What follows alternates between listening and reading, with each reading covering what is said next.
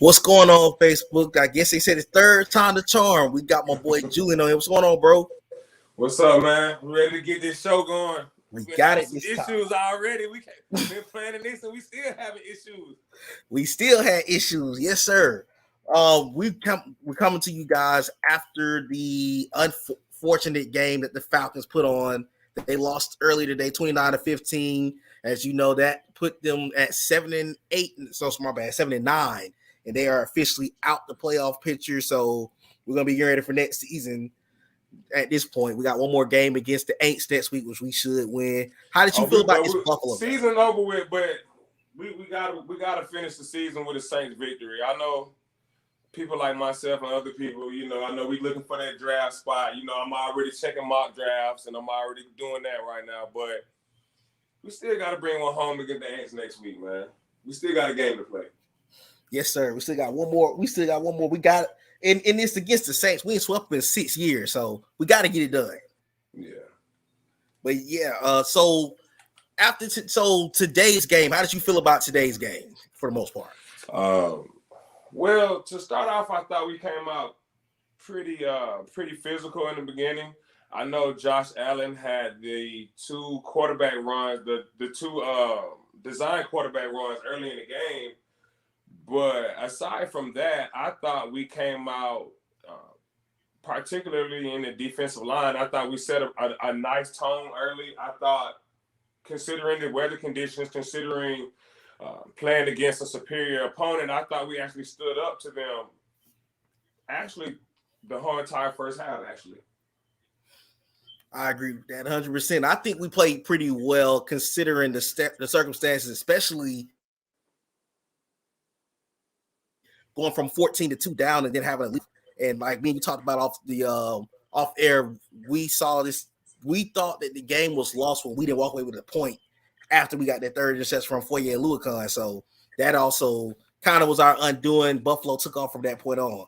But it kind of, to me, it looked like a game in a situation where, once again, similar to the 49ers game, where the Falcons on paper had an 18-point loss, but when you see them get to the red zone 5 times, only score 1 time, then it's unfortunate because it's like you see the talent deficiency in this team in comparison to other teams. Definitely. Just to piggyback on what you said about the red zone, I know just previous Falcon years, I know we all tried to, make a big emphasis on getting the red zone fixed. We do get to the red zone a lot, but it still seems we still having the same problems, including the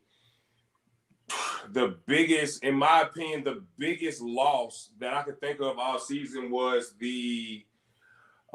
in my opinion, the dive that the referees took back. Now, by rule book, they're calling it I'm assuming what is a slide, but if it's head first, to me, it's a dive. Now, I felt like that was the biggest factor in the second half that took the game away from us. But even before then, we were pretty cautious, I felt like, in the red zone. I don't know why we do that. It seems like from the 20 to the 20, we're wide open, we're slinging it, we're bouncing around, good ball movement. But when we get in the red zone, we kind of play tighter. I don't know. Do you ever get that same feeling, or is it just me? No, I agree with you 100%. I feel like we played tight red zone on maybe 2 possessions. I know one of them where we kicked that field goal. I think you probably remember 2nd and 1. I can't remember if we scored on that drive. We ran like a reverse with like a reverse, but Cordero Patterson was carrying the ball, and that ended up turning into a field goal possession. I'm like, what are we doing? Instead of being simple, we get 2nd and 1, and then we just it gets real cute. I used to have a problem with Kyle Shanahan with that. He would get real cute when, dude, just like you just pretty much said, dude, just play football. Man, go out there, hat on the hat, man on the man, go hit somebody. You know what I'm saying? I always thought we got real cute. Even last week, we did in the red zone. I want to say it was goal line. We did a toss play, and Cordell got stopped on the right side, and Cordell got stopped on the left side. And in my opinion, I was like, why are you adding an additional 7 yards when you only need 2 yards forward? We get real cute, and we try to, and Arthur Smith at times, even throughout the season, not just this game, throughout the season, he overthinks things. He overcalculates things. He makes simple adjustments, and he turns it into this big mathematical problem when a simple A gap, B gap, lined up, man on the man, hat on the hat. We've been on. Matter of fact, how many trips did we have in the red zone? You said today 5. That was the San Francisco game. Matter of fact, San I'm gonna check Francisco that. game. Okay. Yeah, the San Francisco game was really brutal. I thought the Tampa Bay game also earlier in the season we let get away from us from settling from a lot of field goals too. I agree. I can agree with that 100%. I'm actually in the process of looking up that Bills Falcons box score as we talk. Let's see. Myron, what's up, bro? He said, I think that was a sweep. I don't know what that was. That was actually sending the. I can't remember if it was Blake that they sent in motion, but it was a dumb play call nonetheless because, again, you're 2nd and 1 in the red zone. Why are you trying to force a cute play when you could just easily score a touchdown and make this a ball game and go into your favor? And this sucks because, as me and Julian is speaking about, this team, they weren't bad, but again, there was the game of inches. You lose a ball game like that when you're trying to be cute rather than go in and score when you can have an opportunity to. And just to piggyback off of the point we're making right now, if you've noticed just over the concept of years of how we do things lately now as a Falcon organization, the teams that bully us are the teams that dominate us every time on the offensive and the defense side of the trenches.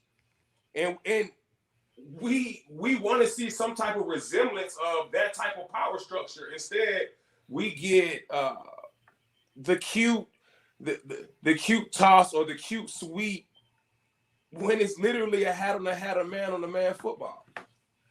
In those type of positions. And I thought that's why we brought in Arthur Smith. I thought Arthur Smith was going to come in with the power run game, with the mean O-line block up front, hat on the hat. I give him credit for even taking us this far because the team, talent-wise, is some of the worst talent I've seen. Maybe me and you probably disagree with this. I say the 23 season. What did you say? The 2015 season? What did you say? I said it was the 2013. I think you said 13. I think I said 2007 was probably the worst in my knowledge. And you remember how bad that roster was. But the sad part about it was, as talent deficient as roster was, they competed in a lot of ball games this year where they really should have won. Particularly, I understand we're hard on the secondary, but if you look around the league at other secondaries, our secondary from a schematical standpoint really wasn't that bad for parts of the season. It really, really wasn't. It wasn't like we were going out our way to it wasn't like we were going up. Excuse me, y'all, playing a little mad. It wasn't like we were out of position a lot this season. AJ has come on. If you want to talk about leaps on defense as a Falcon defender from last year to this year, the jump with AJ, I don't even think we talk about that enough. AJ has helped this defense out tremendously on the back end, even with the safety, with the lack of safety help that I think. I'm not big on Eric Harris before he got to the Falcons. I wasn't big on the selection when we signed him in free agency. I don't think anybody is hooping and hollering about the safety help over the top. So just with even that point alone, AJ, a Pro Bowl snub. I thought he should have been an automatic. I guess when you look at it from the casual fans will always go with the what my correlation is DeMonte Casey. DeMonte Casey tied the league in interception. What year was that? 2015 or like 2017 or something like that. And then you got guys like Diggs, who's making the big plays, but he's getting beat every other play. AJ doesn't do that. AJ gives you consistent ball game the entire game. I agree 100%. That's a great point that you made. Yeah, he definitely he's playing, he running Madden game. He's trying to get that dub. I just threw an interception. My bad, y'all. But let's see. Bat was down before he got to the end zone. Then dude, he turned it, should have been called for a late hit. I actually heard I want to say 92.9 the game was talking about this.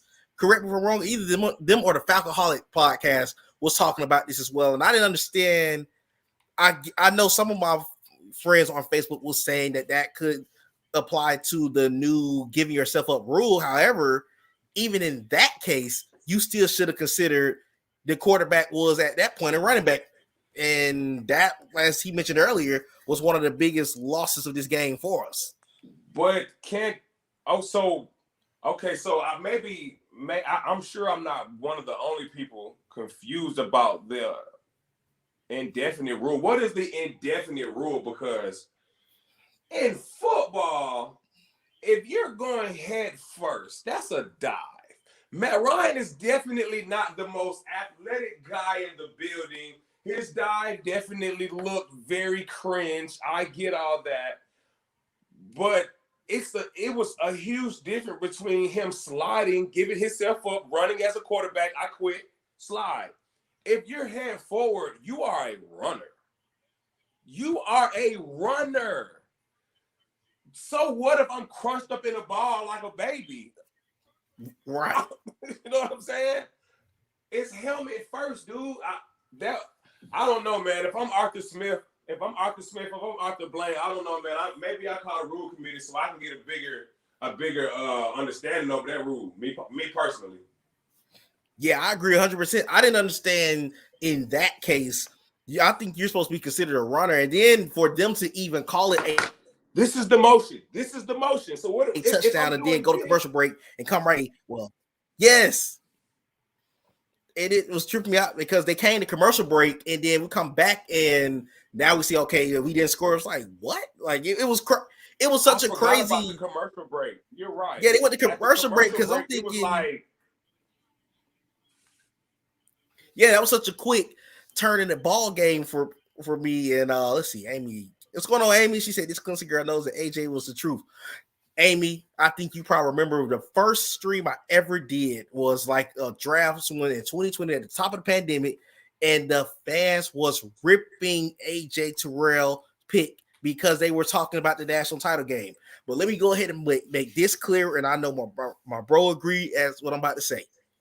Everybody kept talking about he kept getting cooked by the LSU receivers. Let's go look at the two LSU receivers right now.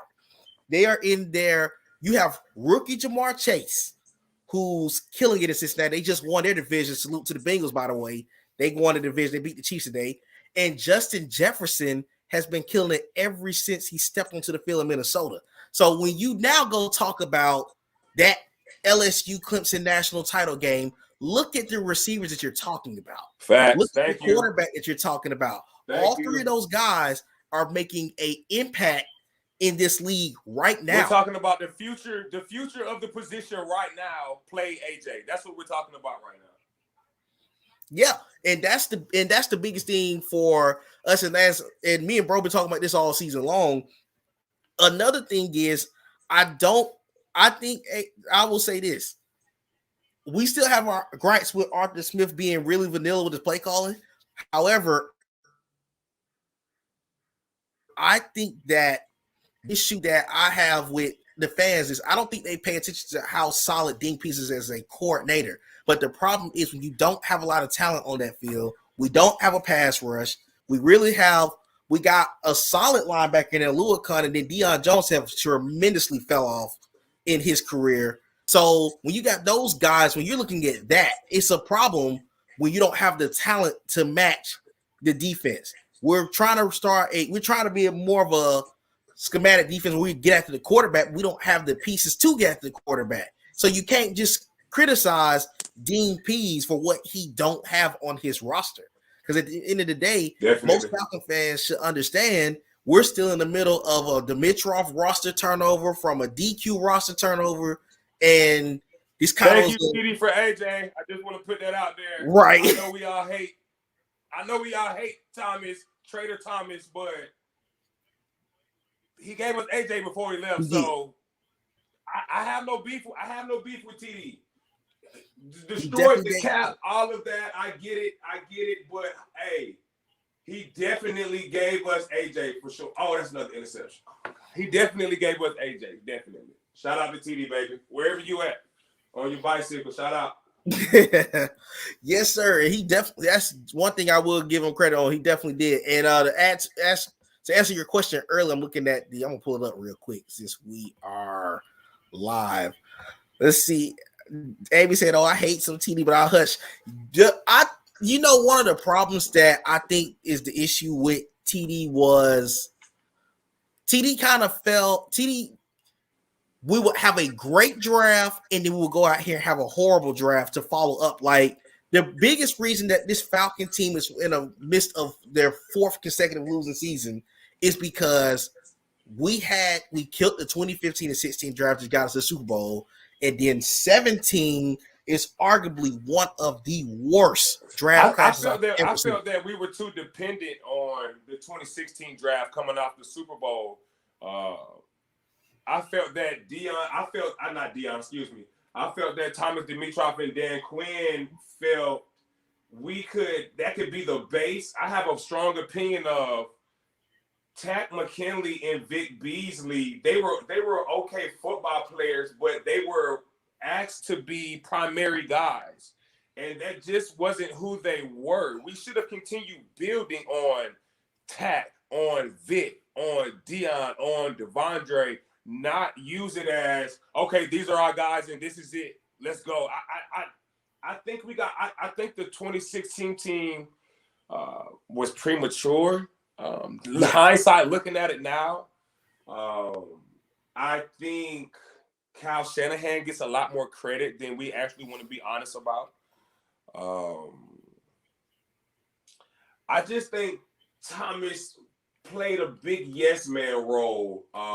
I've always felt that he catered too much to what coaches wanted. Prime example, after we fired Mike Smith, he said him and Mike Smith disagreed on getting a run stuffing defensive tackle or a pass rusher. But if you know, we've been the laughing stock of pass rushers since John Abraham. I don't give a damn what you want another run stuffer. We need sacks, dude. But that's not what he did. What did we do? We signed Tyson Jackson from Kansas City. He catered to Mike Smith. He did the same thing with Dan Quinn. Prime example. We drafted Jalen. What's my guy's name? Jalen Smith. Jalen Collins. Jalen Collins. Thank you. We drafted Jalen Collins over all that talent that was there. Dude, come on, man. The dude had issues at LSU. I think he only started 1 year at LSU, if I'm not mistaken. Like there are little things, but we were so busy trying to be Seattle of the South. We were sticking to the cover 3 scheme. Every think about it. For 3 years, Thomas Dimitroff and Dan Quinn tried their hardest to find the next Richard Sherman. So bad. The next Keanu Neal came in. Love Keanu Neal. Great pick. As far as the catering aspect, but the ties was Dan Quinn and Keanu Neal to Florida. Now here we are. Vic Beasley's gone. Catering to coaches. Thomas Dimitroff. Dan Quinn felt, okay, I missed out on Dante Fowler in the draft. What do I do now? I go get another small Dante Fowler. Get him 4 years later. Went and got Vic Beasley. Even though that is another cater to Dan Quinn. Dan Quinn said, okay, I messed up on Vic Beasley. What does he do? Go get Dante Fowler out of free agency. Paid him all that money. Come on, dude. For what? Stop catering to your head coach because you feel like it's your job. Stop being a yes man and pick the organization first. Sure, Todd Gurley crashed out early, but Todd Gurley was a hell of a lot better than Vic Beasley ever was as a football player. I agree with you. And then another thing I feel like, and I'm glad that we're kind of even discussing that topic too. I feel like the Falcon organization never took that one piece to put us over the top. I think that's one of the issues that I have with this organization is that we didn't take the I think when I look back at like a team like a Seattle, as you probably remember, the 2012 season, we lost to we beat them in the playoffs. They went and got Michael Bennett, Cliff Averill. They went and addressed those veteran needs because they're like, okay, we see what we got. Now we're gonna go get this piece and that piece that's gonna put us over the top. The Broncos, when they got smacked in the Super Bowl against the Seahawks that following year, went and got a DeMarcus Ware to pair up with their young Von Miller, and they 2 years later came back and beat the Panthers. The Falcons never did that after we lost the Super Bowl. We came back and said, okay, we like you said, and that's another great point that you just made. Because if you think about, I'm gonna bring up a great point to this fan base, and I think to everyone that's watching, and I think this is something that maybe you may not even think about at this moment. Arthur Smith is the first head coach that we've had in the last 3 to 4 head coaches that didn't hit a winning season year one, or at least go 500. Quinn went 8-8. Mike Smith took us to the playoffs first year. Jim Moore took us to the NFC Championship game. So we had spoiled with first year head coach, lightning strikes quick. So now we, instead of kind of actually building this team, we caught lightning in a bottle. Like you said, 16 came out of nowhere. Because for me, I said 2017 would be the year that we would contend. Nobody could have told me that 2016 team would have even came close to winning a Lombardi. So as you said, it's like when they catch lightning in the bottle, they don't know how to continue to build off of where you see some of your good teams become great. They didn't do that here in that situation. And I totally agree. I totally agree. And then also with everything you just said, as far as continuing to build a roster, as a fan base, I've always felt that we're not accustomed to seeing great players. Like we get a Julio Jones and literally every blue moon. So I think we confuse good players for great players. Prime example, Desmond Trufant. I think Desmond Trufant was a good player. I think he was a good player, but I also think we confuse it for a great player because we've never had any type of, like, in my opinion, already AJ is already better than Trufant. I don't even want to argue it down. In year two, you can just see it. You can see the greatness in AJ, and you can tell that AJ hasn't even scratched the surface yet. Another player that I thought we confused as good, no, as great, but that was a good player. I love him to death. William Moore. William Moore was a good player, but he wasn't a great player. Sean Weatherspoon was a good player. He wasn't a great player. Who else? It's a few guys I thought that we consistently tried to get those type of guys, and once we got those type of guys, we tried to hold on to them. But I didn't feel that they were particularly players that we should be holding on to for the long run. I felt like accepting that type of attitude made us miss a lot of players. Prime example, Jamal Anderson. If Falcon fans remember, we drafted Jamal Anderson, defensive end out of Arkansas, over Patrick Willis. Everybody in their mama knew Patrick Willis was the next Ray Lewis. Everybody in their mama knew it. What do? We draft, she said D-Block. He mentioned D-Block. Yeah, you remember that. Yeah. Real Falcon fans know, baby. What's another one we did? Just by accepting good and mediocre over great. It's a few draft. Pereira Jerry over Clay Matthews. I think Pereira Jerry went 24. I have to look it up. Matter of fact, let me look he it up. He went 24. With above Clay in front of Clay and Brian Cushing, if I'm not, maybe I could be wrong. I definitely know over Clay Matthews, but I could be wrong about Cush and Matthews. We just seem to. Yeah, you're right. He said Clay. Out. Huh? He said Clay, you're right. We just seem to miss on no-brainer talent, in my opinion, man. Like, and because we're accustomed to the Sean Weathers, and it's shout out to D Block, man. You know what I'm saying? There's no shade. Shout out to D Block. Come on, I'm a dirty bird. But we are accustomed to picking those type of players and confusing ourselves with one okay year with, oh no, this is it. You know what? Prime example. We're doing it right now with Deion Jones. Show me a Falcon fan that didn't believe Deion Jones was the next best thing. Show me one. That was only. What is this? This is 2022 now, but we'll say it's 2021. 2018, 2017, 2018. Man, I'm ready to fight for Debo. Yeah. You know what I'm saying? Look at Debo now. You know, so crazy. I was ready to put him up as one of the best middle linebackers in the league at that point, thinking that, you know, he's the next guy, and then he just totally fell off after that injury. So you made a great point. Let me throw some of the comments up there. Christian, what's up, man? He's talking about the Hawks do the same thing. Look, we want to talk about the Hawks. The Hawks are trending up. Leave them alone. Leave them alone. Leave them alone. They're actually trending up right now. But that is what you made, is that we confuse good for great. And that's the one problem I've always had with the Falcons too, is because, like I said, adding to what you just said, on top of the fact that we've put ourselves in a position sometimes where it's like we were that one big piece away. Like for me, 2018, I thought, all right, side note, let me go to this comment. I want to talk about this real quick. Amy said, can we shout out Gage? He's really stepped up. Russell Gage been a pretty solid receiver. Shout out to Gage. Shout out to Gage. Shout out. I wish Bo was on here. Is Bo on here?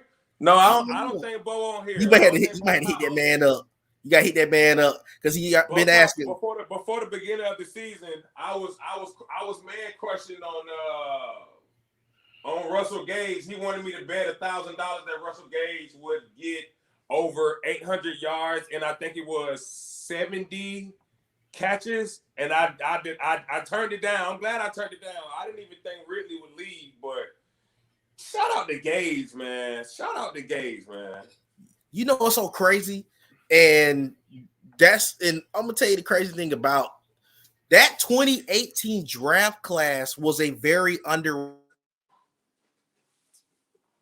draft class. It was actually pretty productive out of Isaiah Oliver because Alua Khan came out that class. Russell Gage is out of that class. They were the latter picks. Calvin Ridley was the first round pick in that class for the Falcons, and I hope he's able to bounce back because that really was an underrated good class from top to bottom for this team, with the exception of Isaiah Oliver, of course, who can't cover me. So outside of that, man, that class was actually pretty good, as you mentioned.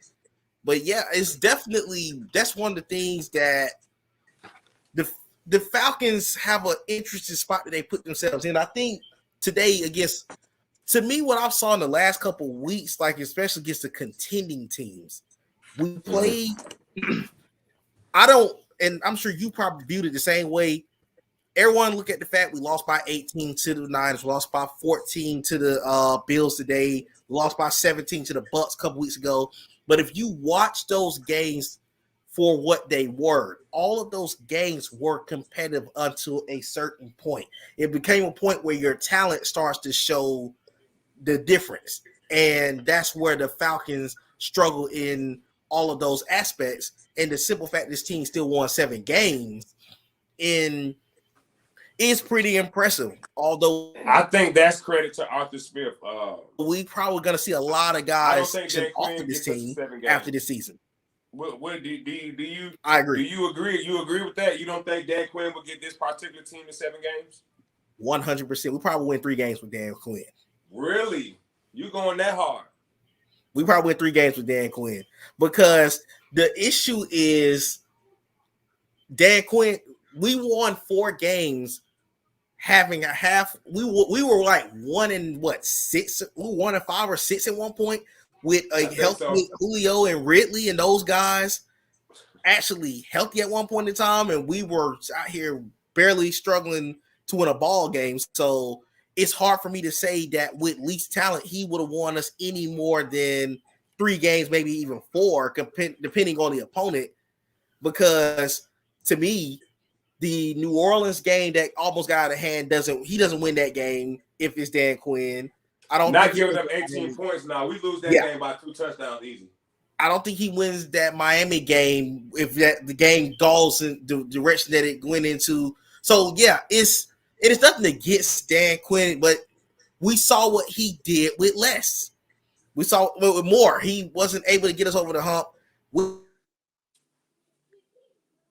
that. Let's see. Amy said, let me go. He said, I had zero expectations that they surprised me, especially the defense did a solid job today. This is not a fully defensive loss, and I hope that nobody that's watched the game sat there and said, oh, the defense is just complete trash. They got 3 turnovers.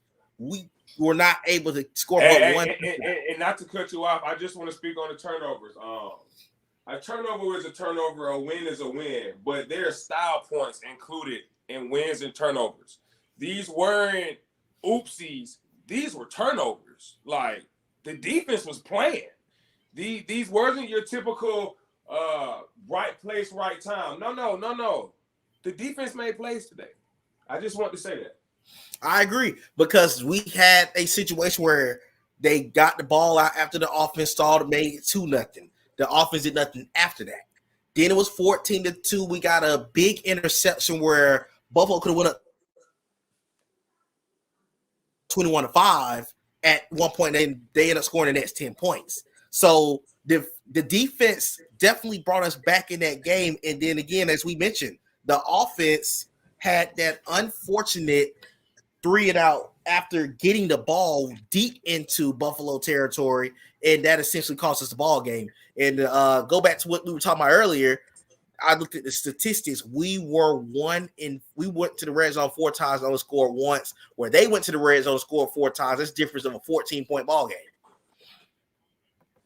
And some see Myers. So you said 4 times. So I'm trying to remember. One of the attempts was the Matt Ryan. I want to say that was the last attempt. On Matt Ryan, correct?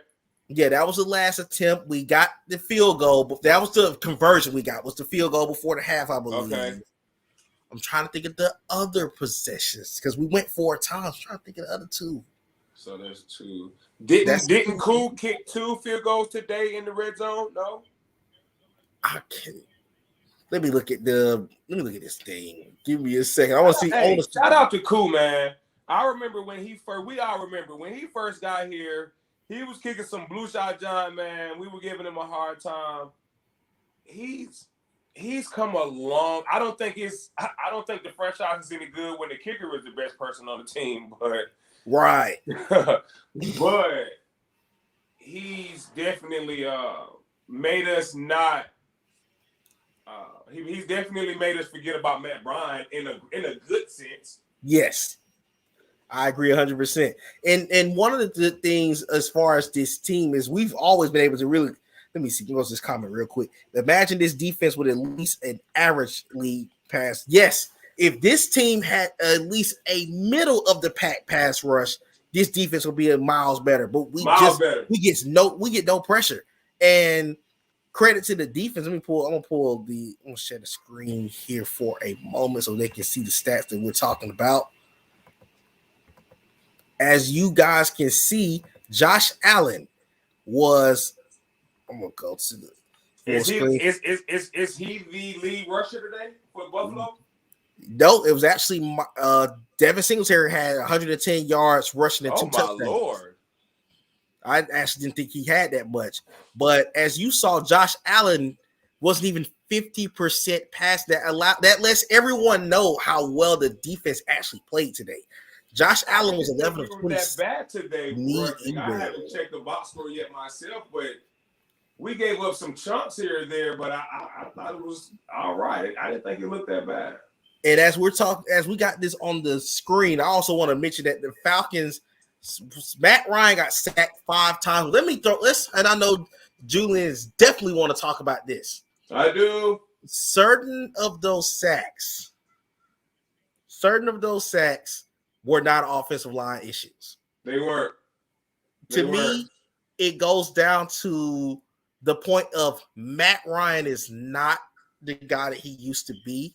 So as much, and I was a big Matt Ryan supporter, and I still do like Matt, but at this point in his career, Matt's not able to make that play, extend that play out the pocket like he needs to consistently, because there are some times where he's looking at the field as if he has plenty of time in the pocket, and this is the number one pass defense in the league that you're going up against.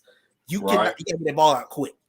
And the fact that we had 5 critical sacks, and 2 of them happened on that drive that we were talking about, where we ended up having to punt the ball and end up not getting anything after that in the second half.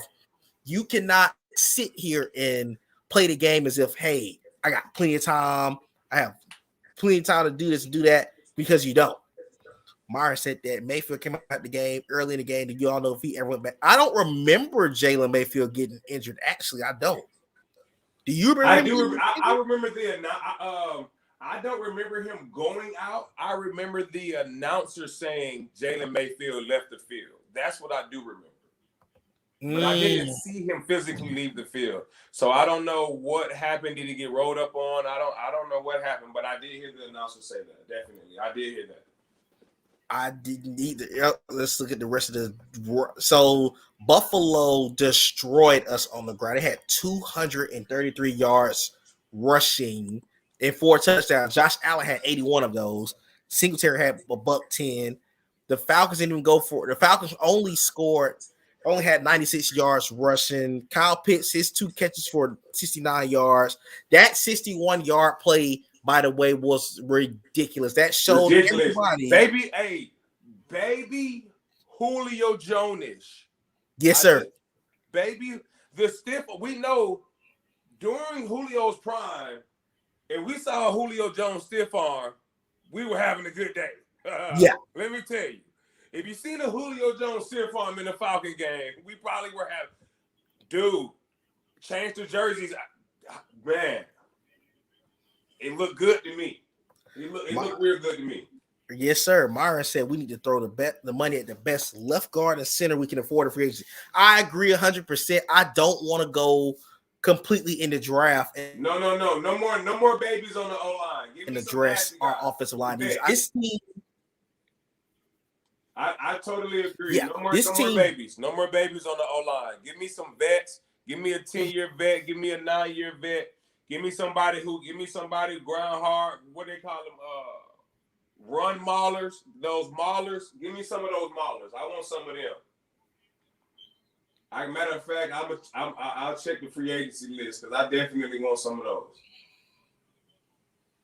I do agree 100% on that. We definitely have to look into that. Let's see. Amy said she still chats with John Abraham. He did say he loved all his supporters. Yeah. I definitely. That's awesome. And he's our last consistent pass rusher that we really had.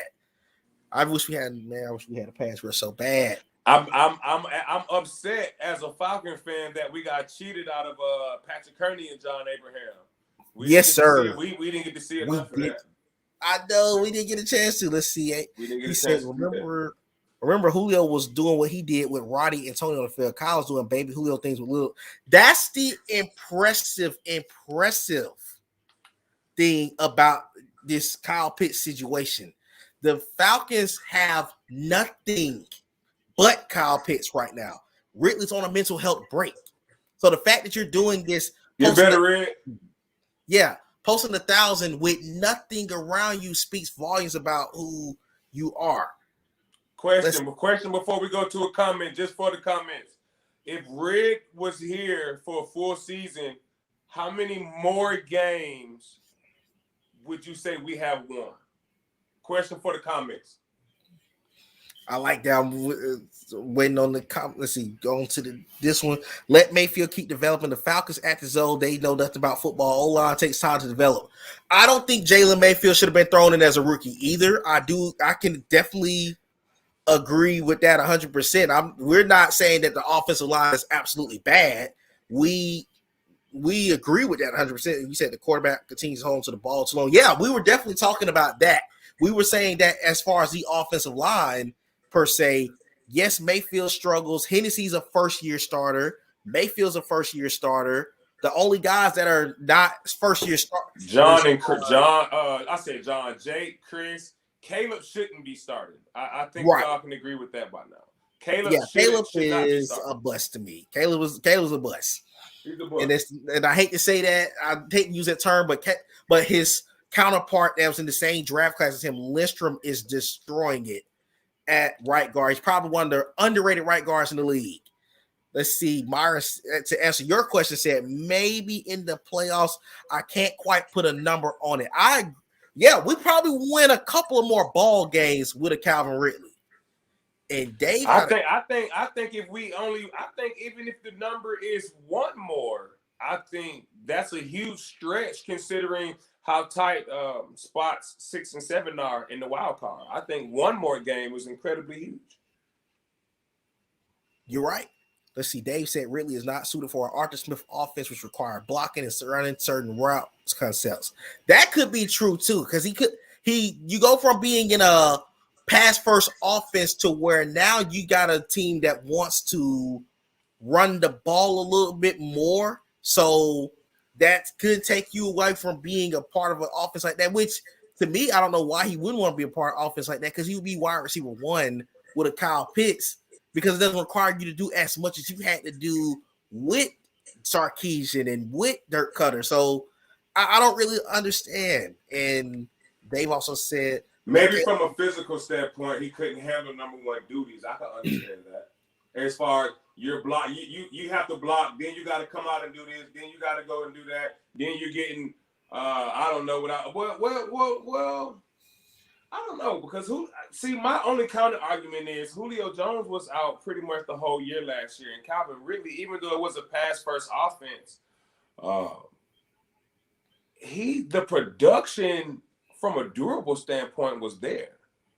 I thought he did really good picking up his catches, picking up his touches, picking up just the overall productivity that comes with being a wide receiver 1, an X, a Z, a Y. Now, I thought he picked up the productivity pretty well. Yeah. So I don't know. I guess we'll have to see. Hopefully he comes back. I don't know. I have a different opinion on Calvin Ridley coming back than most people. So I don't know. I think that's another topic. That's true too. And I like Amy said, no, I disagree. In my darkest moments, I've given 0 efforts. I don't understand why folks don't understand mental illness. He did what he did best. I agree with what you're saying, because I feel like because as you said just a moment ago, bro, Calvin Ridley has been very consistent minus of Julio Jones. So I feel like there was to it, because I thought that Calvin Ridley was going to murder it this year without having Julio Jones as his person to take away from the targets. So I would like to see what could happen with that next season if he is indeed able to come back. I would like to see him come back for sure, just to see what he's like with his health, his mental health in check and everything, like you mentioned as well. Dave said, nice content, guys. I love it. Can you give us more? Absolutely. This is just the beginning. You just don't know. Yeah, this is just the beginning. We're gonna keep doing it. This is just the beginning. We're gonna sit down. We're gonna come up with new ideas. We're probably gonna start breaking. Not probably. We will be breaking down film in the near future. We want to dig more into. Then we got the off season coming up. So we got a lot to look forward to. We got what to do with Matt Ryan and his contract. We got what to do in the draft. A lot of different things coming up, man. Just stay tuned. Yes, sir. Yes, sir. Let's see. Quentin said, what's going on, bro? He said, was Dan Quinn the problem, or was the Falcons roster? It was a combo of both. I'm not gonna say one was more of the problem than the next. I think both had an issue. Quinn just was totally out coached at times, and then this roster didn't fit him, because I away from a guy that got us to the Super Bowl, but I also can say that he didn't help get us. He didn't know what to do to get him back there, because Jordan, I appreciate it. Jordan, you did a great job, fellas. You said something earlier about the Falcons mentally never recovered from Super Bowl 51, and they didn't. And this, I don't think this organization as a team really recovered from that Super Bowl loss, because we made the playoffs a year after, but you could see it just wasn't the same team. They lost a step, and it could have been a portion of we didn't have Kyle Shanahan, but also at the same time, I don't know if me personally, and I know Jew plays sports as well, I don't know if I could have got over losing a 25-point lead in the biggest game of your life and have to come back They to. said they were tired. I can't remember which player said that, but they said they were exhausted. That's what made Deion Sanders Prime kind of went off on him a little bit, man. He like the biggest game of your entire career. You tired. I also feel as if you're tired, pat that helmet, man. Pat that shield. Get your ass to the sideline. Mm-hmm. Now's not the time for you to be playing macho. I got it. Granted, there were a lot of other things that happened in that Super Bowl that could have favored us, but if you're spent, man, out of there, man. Oh, he said Dave made another comment. He said, guys, I'm so sick of the Matt Ryan conversation. When does it end? It can't honestly end. That's our guy. I hate it. I hate that we even have to talk about it. I hate that it has to be addressed in any type of negative aspect of any conversation. But I'm also a realist. I'm also a fan of the name on the front, and not the name on the back.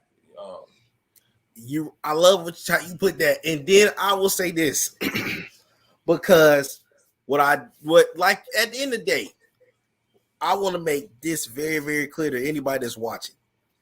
Neither of us, and I know several Falcon fans out here that just Matt Ryan this, Matt Ryan that, Matt Ryan. Matt is going to go down as the best quarterback in this team's history. He's going to go to the Hall of Fame. His numbers matches it. He's going to go to the Hall of Fame. He'll be there. Right. I agree. He will be a Hall of Fame. Yeah, even without the Super Bowl ring. But at this stage, Matt is one of the few guys, and I don't know how old everyone else was when Matt got drafted. I was 17 when Matt got drafted. I'll be 31 in a week. And he's 14 years into his career. At this point of his career, it's a I'm gonna say it's a combination of things. And I would love to see what June has to say after this. I think a part of it is Matt Ryan doesn't fit the current game. On top of the organization didn't do enough to put the pieces around him to be successful after 2000. And I hate to bring this team up as bad as I hate them. The New Orleans Saints in 2016, they knew Drew Brees didn't have it no more. So they went and got a Kamara, Michael Thomas, and pieces to, hey, I can dink and dunk and get us to a dub. That's why they went on that couple of year stretch. They didn't do that. They didn't win the Super Bowl out of it. Guys like Tom Brady, who was still able to do it at a certain point in his career. A guy like can't even tip my tongue. But like guys like a Brady, a Breeze, those guys like Rodgers, if you don't cater to what your guy is, that's going to also hurt your team. When you invest the type of money that the Falcons invested in Matt Ryan, if you do not cater to what your team is built upon, your quarterback, once he loses a step, that becomes the problem for your team. If it's not addressed, you will not be able to take that leap like you want to. And that's where the Falcons, on top of Matt losing the step, fell. They did not continue to try to cater to what you paid Matt Ryan that kind of bread. Then Matt Ryan needs to have an offensive line. You paid Matt Ryan this type of bread, then you need to try to get guys around that's gonna. He doesn't have to be the greatest guy in the world, but if I'm gonna cater to putting a $150 million contract on a Matt Ryan, you better believe I'm gonna have pieces around to make him look good. Even if he's the average guy, I'm gonna make him the greatest game manager in the world. The Falcons did not do that. What's your thoughts on that, Ju? I completely agree on that. Just to piggyback up what you said, to prove you correct, Thomas Dimitroff has been here since 2008. I don't think his entire tenure we got serious about building the O-line until he knew his ass was on fire. I think that's first and foremost. I think we knew the Julio Jones situation was coming up, but we were so caught up. We were so caught up on Julio Jones, Matt Ryan, whoever else. Oh, these are our heroes that we never even understood what was waiting on us down the road. Matt Ryan was already never the biggest athletic guy in the world. He could never already extend some of the plays. So you make up for that throughout his later part of his tenure in his career. I thought we got away from the run game. I thought we didn't understand what we wanted to do. I don't know if that was from a management standpoint or just from a current personnel standpoint. I know we were going back and forth offensively. I thought we should have at least kept what's my man's name that is in Green Bay now, head coach of Green Bay was the quarterback now. What is his name? Matt LaFleur. Yeah, Matt LaFleur. I thought to keep Matt Ryan in the same system, in the same comfortability, you bring back Matt LaFleur, but that's not what we did. We went and got Sark. Shout out to Sark. I thought Sark got the ugly end of a stick. I thought Sark was brought in and he was given zero chance to do anything. But with that being said, you seen how good Matt Ryan was 2016. We had a quarterback coach who wanted to stay on, who knew the Shanny way, who knew the West Coast offense, who knew the zone blocking scheme. But we went the opposite way. We hired a new offensive coordinator who knew nothing about Matt Ryan, who knew nothing about the players, who knew nothing about 2016. So it was pretty much starting over again. Since Kyle Shanahan, Matt Ryan has had 1, 2, 3 offensive coordinators since 2016. That shows you the lack of consistency that this organization has ever even attempted to have. We got caught up in the pieces like we were talking earlier, confusing the good for great pieces. We brought a lot of players back. We bought Freeman back. Remember, we gave Freeman all that money. At that point, he was the highest paid running back, I think, by salary or something like that. Yeah. We gave Freeman all that money. What else happened? I think we tried to fill the O-line with even more holes, with like even more little sprinkles here, sprinkles there. It was never nothing very serious. It was never nothing very consistent. We went from a West Coast zone. We went from a West Coast zone blocking scheme to a drop back scheme with Dirt. Knew it was trash. Brought Dirt back again to say, oh no, okay, we're gonna try to fix it again. So let's just bring Dirt back. We brought Dirt back. It was still horrible. I used to try to tell people they would hit me with the, oh man, but Matt Ryan, man, he's almost at 5,000 yards again. I'm like, yeah, so is Jameis Winston in the vertical offense. It's a vertical offense. You're gonna have big plays. You're gonna have big yards. You're gonna have major 20+ yard, but Matt Ryan, in my opinion, has never truly been a drop back quarterback. He's always been a rollout quarterback. I always thought when Matt Ryan rolled right, that was his best passes, when he rolled out through back crossers. I never thought Matt Ryan was a vertical passer to begin with. He's never had the strongest arm. So neither has Tom Brady in that aspect. So what did they do? We're going to bring in these shifty guys. We've never had real shifty guys. We had Harry Douglas. We had Taylor Gabriel. And I think we had Marvin Hall. But we've never had, even right now, the guys we have right now, they're not really shifty at all. Outside of Calvin Ridley, who's not even a big guy himself, our guys are pee-wee small. Matt Ryan loves to throw those overlapping, like those rainbows, those jump balls to Gonzo, to Kyle, to Julio. Build that around Matt. Get Matt some stronger guys up front. Stop building these little babies in front of Matt Ryan to block him. You made some. Caleb McGarry was. I think that was more of my ass is on fire. So let me, like I said, my ass is on fire. Let me do whatever let me double up. Let me double up. The last time Thomas Dimitrov doubled up on a position was when we got Trufant and Alfred, because the secondary was horrible. My ass is on fire again. I gotta fix it. Arthur Blank is chewing me out. Fix it quick. Same thing with the O-line. The only difference is Robert Alfred actually gave us something. Caleb don't give us nothing. You're right. Caleb don't give us, and it's sad because Chris is a good guy. I try to break down the O-line to some people, and they're like, Chris Lyncham can't be that good. I'm like, how good do you think you would be between Matt Hennessy and Caleb McGarry? That is so true, and that's a great point that you made. And even some of the comments in there was agreeing with what you said too, because one of my biggest gripes with this organization has always been we cater to certain things too. Like you said, when you started that Devontae Freeman contract was the start of the downfall for this team. And we're not blaming him because Matt Ryan's contract. Shout out to Free. Right. We're not blaming nobody. We're just being objectively clear about the entire situation. Yeah, as he just mentioned, like it started. Me personally, I had always said, don't break up that rushing attack. If I'm gonna do anything, I'm gonna pay both $20 million each and say, hey, I want to keep y'all together because the two of you together, kind of how New Orleans did and certain teams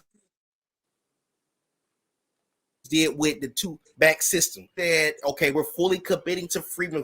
Basically, you were saying that Tevin Coleman did not matter to this team, which, in my opinion, Tevin Coleman was a great change of pace back, and you needed that type of dual threat in the rushing attack, which hurt the Falcons by, hey, we committed to Freeman. Now Freeman's having concussions. So now you got this contract on your team of a guy who's not the same.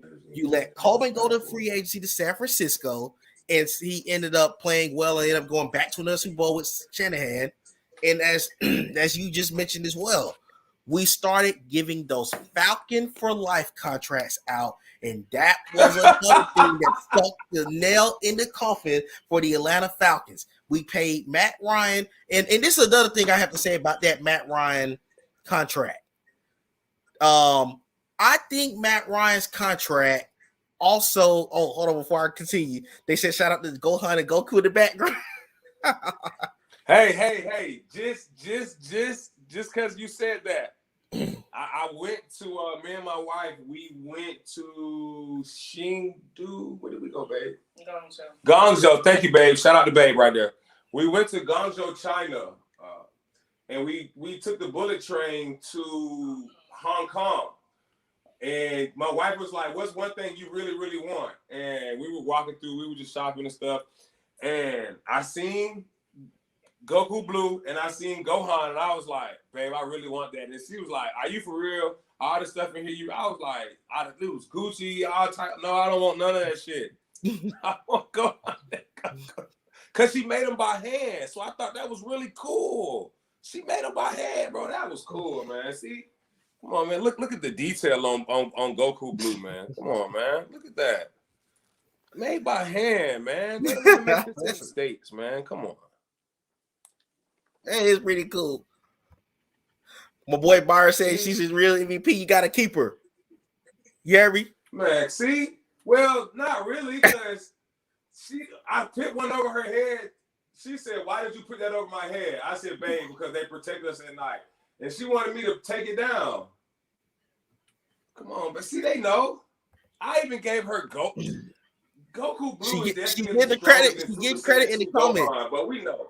She getting a ton of credit in the comments. They shouting her out. You got to shout her out, man. She get credit in the comments. Oh man, she not giving me no nothing. Oh man, Dave said you nailed it. Falcon for life contracts are always going to be the joke. Yes, when Arthur Blank got on there saying we're going to give out Falcon for life contracts to Julio Jones. Now, let me get started on this because I can go back and pull my actual receipts on this. When Julio Jones got that extension with 3 years left in his contract, I was like, what are we doing?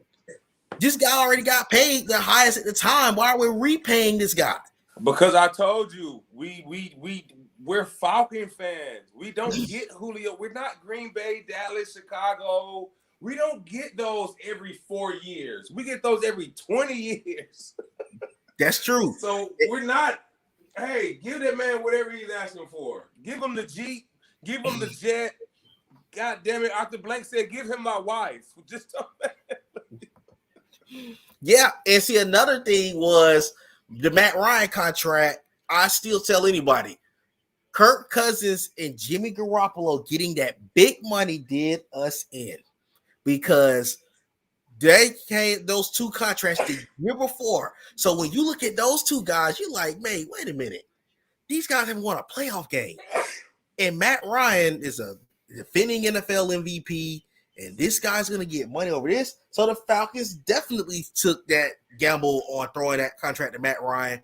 But as a lot of the fans have probably talked about, next year's going to be a $48.6 million cap hit. At this point, do not restructure Matt Ryan. Just give him his thank you, Matt Ryan contract next year. Wait a minute. Hold up now. You pissing off a lot of Matt Ryan fans when you said that. Hold up. I know. So are you saying keep Matt Ryan? Well, okay. First, let's start off with this. He's not going anywhere for 2022. No, for 2022. So let's start there. Everyone you can keep dreaming, but you're gonna be dreaming because he ain't going nowhere. Yeah, he's not going anywhere next year. He's not going anywhere. So what you're saying is, because I read an article that said if we extend Grady Jarrett and if we extend Matt Ryan, that we would free up like $30 million or something like that. Are you saying stay the course, don't re-sign Matt, cut him 2023, cut your losses and move on? Or are you saying extend Matt indefinite to 2024, 2025?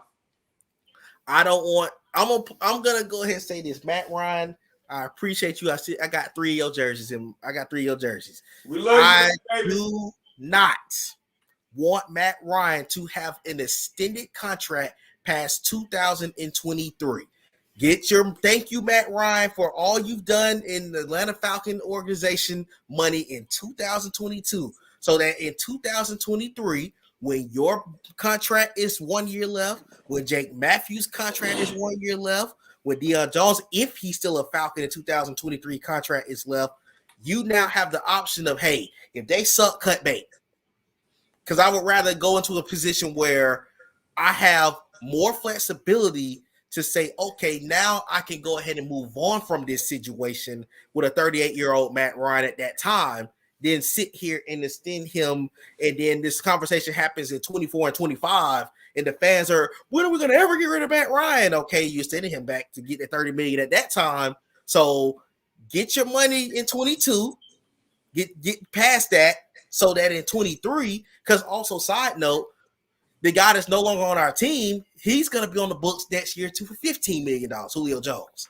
So get all of that frustration off of your books in 2022. So in 23, let next year be a bonus. Get a chance to build through the draft. Dave just made a great point that Julio for a second was fine. They got to nail that pick and win that trade. I agree. Come out and have a solid 22 draft. So in 23, if you find lightning in a bottle to see what happens with the Falcons going forward in 23, and I see someone that just shows me, hey, this is going to be the next guy that can take us to the next level. All right, cut bait with the guys from the previous era. Mm-hmm. Yes, that's really where I'm at with it. I know a lot of fans are not going to agree because they're looking at that $30 million again and say, oh, man, we're going to get $30 million next year. I don't care about that. To be honest with you, I think I don't care about that because I don't think this team is one season away from being completely better. I think that's my honest opinion. I don't think we're one off season. I don't think we're one draft, one free agency. Oh, we nailed it. Yeah, that's great. We nailed it. But consecutive nails in the door makes the door stronger. You get what? In the frame makes it stronger. You get what I'm saying? Give me more. Give me more. Give me more. A lot more. Yes, sir. I agree. That's all I'm saying. Give me a lot more.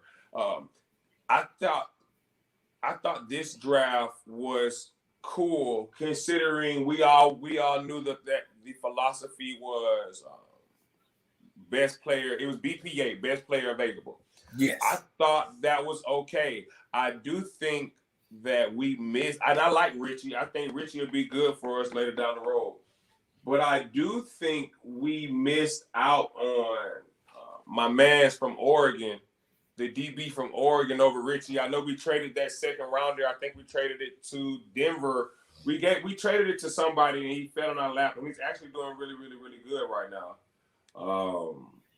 The Kyle Pitts hits, obviously, slam dunk. Right. But now it's time to follow up with that. Now what do you do? Another honest opinion of mine. AJ, Chris, Kyle, Marlon seems to appear like, I don't like to use the term bust, but Marlon appears to be another miss selection. That's as nice as I can say it. Marlon appears to be another miss selection. So just from the last 2 years alone, we have Pitts. Man, I'm just thinking real hard. Who do I see? I like Jalen Hawkins. I'm lying. No. Mm-hmm. I'm lying. I like Jalen Hawkins. He needs to play. Oh man, I gotta show this comment to you. I would not resign Foyer, and I would look to move on from Dion. I was trying to consider moving on from Grady. 2 of those 3 things I agree with. The first part I don't agree with. I would resign Foyer. But as far as Deion Jones and Grady, not to Grady. I think, man, I love Grady. So you say keep Grady and move Deion. Yeah. Okay. Yeah. The reason because I remember when Deion re-signed. Well, I remember when Deion signed his contract. It's a very, very team-friendly contract. It's not hard to move. It's not one of those big, crazy middle linebacker contracts like a Bobby Wagner contract. It's not like that. It's very simple to move. Extremely simple to move. And we all can admit that Deion Jones is in a 3-4 inside linebacker. He's getting his ass whooped inside the A gap, inside the B gap. I'm tired of seeing Deion Jones getting thrown like a little rag doll. You're right. He said he appreciates your take on Marlon too. Definitely appreciate. Okay. He looked. I mean, the best ability is availability. Where is this Negro? That is true. That is so true. Guys, before we get off, I'm gonna show you guys the mock. Is this your mock? The number will probably change based on how these games play. This is the mock from Q. Let me see. Q said how quickly turned on Deion Jones. Deion Jones have turned on Deion Jones, to be honest with you, bro. I was a huge Deion Jones fan. I honestly, I've always thought ever since he had the ankle injury when he tried to tackle Cam Newton on the goal line, since then, he hasn't been the same. I forgot all about that injury. If you guys don't remember that play, go look at Deion Jones. I want to say that was it could be either the Super Bowl year for Carolina. No, because Deion wasn't there yet. Maybe it's 2017. I'm thinking of. I think I know what you're talking about. That game when he tackled him on the side on the goal line, and he had the foot injury. He hasn't been the same since. I respect that. I definitely understand that. Let me see. I'm gonna pull this up real quick. The first one I'll pull up is from CBS Sports. It's a show where they're looking at. Hold on, let me go back to this. All right. So CBS Sports has the Falcons taking one of the guys, Kenny Pickett, out of Pittsburgh, which I'm not a fan of. Another one got us taking the offensive tackle out of NC State, and another one have us taking. Oh my God! Before I continue, Quentin said y'all making him sound like Paul Warlow. Oh my God! Please don't give me that. Hey! At least Paul Warlow. Led. No, never mind. He didn't lead the NFL, but he was top 5 1 year in tackles. They may have been 25 yards down the field, damn it, but he did it. Right. Let's see. I'm a Clemson Tigers fan, so this should not be taken easy. And Paul Warlow was playing next to Grady on his current team is a waste of his talent. Yeah, that's another thing. And interesting, another mock has us taking Jamison Williams out of Alabama at 10. How would you feel about that? No quarterbacks. No quarterbacks in the first round. No quarterbacks. I'm not hearing anything with a quarterback involved in the first round. No quarterbacks. Build the roster up. Don't jump the gun, man. Build the roster. Build the trenches. Build the offensive line. Build the defensive line. Get another corner. Build the edge. Don't don't go crazy because the fan base is going crazy on you, man. Is Matt Ryan a top 10 dude anymore? No. Is he the 32nd quarterback in the National Football League? Hell no. He isn't. Is he maybe the 18th best? Maybe the 17th best? Maybe. Can we win with that with a better roster? Hell yes. Hell yes. Don't tell me Matt Ryan is spent, but then also in the same breath you say something like, but if he goes to the Colts, oh man, he would take them so far. We'll build that shit here. Great point that you just made. That's a very good point that you just made, because there's a lot of fans that do that. They'll be, well, he doesn't work here, but he works great somewhere else. I love the point that you just made that, and I agree 100% that the Falcons do not need to look at a quarterback in this draft in the first round at all. I don't want a quarterback in this draft.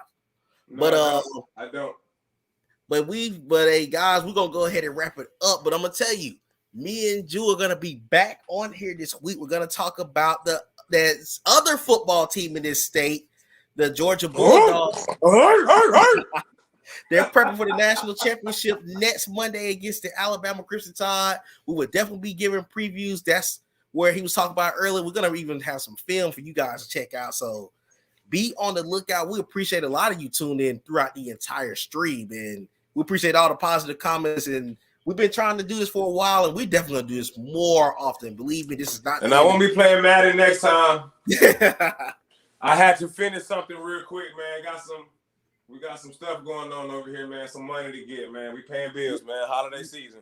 Yes, sir. Yes, sir. So until next time, man. Of course, this is Nate. That's my boy June. Thanks for having me, man. Hey, man, you guys, thank you for the time that you tuned into the stream. Let's go, sir, y'all. Everyone, y'all have a good evening. Let's go, Bulldogs.